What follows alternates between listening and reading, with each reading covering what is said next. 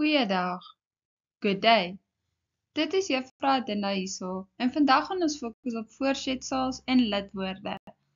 Today we're going to focus on prepositions and articles. Now, what is a preposition? Wat is 'n voorzetsel? 'n Voorzetsel dui aan die posisie van 'n selfstandige naamwoord, soos bo, onder, binne, langs.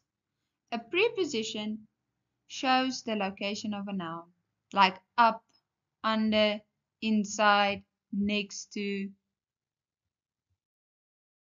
And then we get articles. There are two types of articles, specific and non-specific. Daar's twee tipe lidwoorde, bepaald en onbepaald.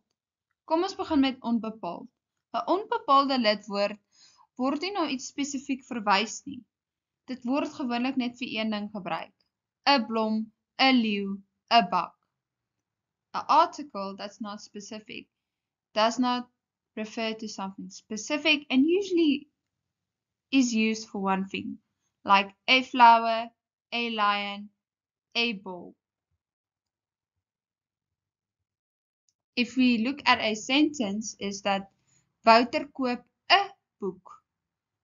Wouter buys a book. It can refer to any book, not a specific book. Dit kan verwys na enige boek. Dis nie 'n spesifieke boek nie. And then if we look at specific articles, as ons kyk na bepaalde lidwoorde, 'n bepaalde lidwoord, daar word na iets spesifiek verwys. Soos byvoorbeeld, die blom, die leeu, die bak. Of die blomme, die leeu's, die bakke. Now, a specific article usually refers to something specific, like a flower, a lion, a ball. Let's look at a sentence. Wouter koop die boek. Wouter buys the book. Die verwys na 'n spesifieke boek wat hy wil hê. The refers to a specific book he likes to buy. Now, let's look at our words. First, I'm going to say the words and you repeat after me. Second, you grab a pen and paper and try to write them down. Are you ready? Okay.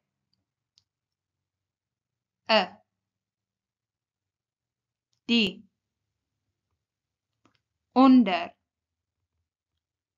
langs, voor, tussenin, op, bo-op.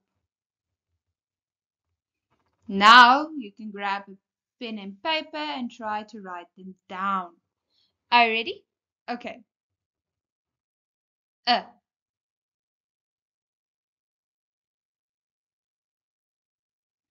Die,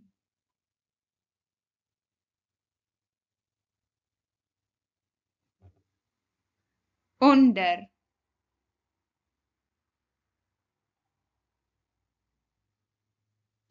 langs,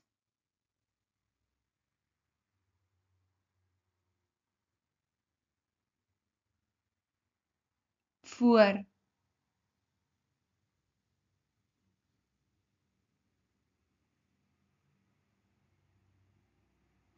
tussenin,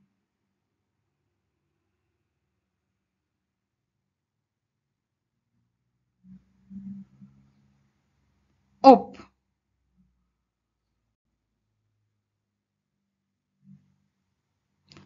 bo-op.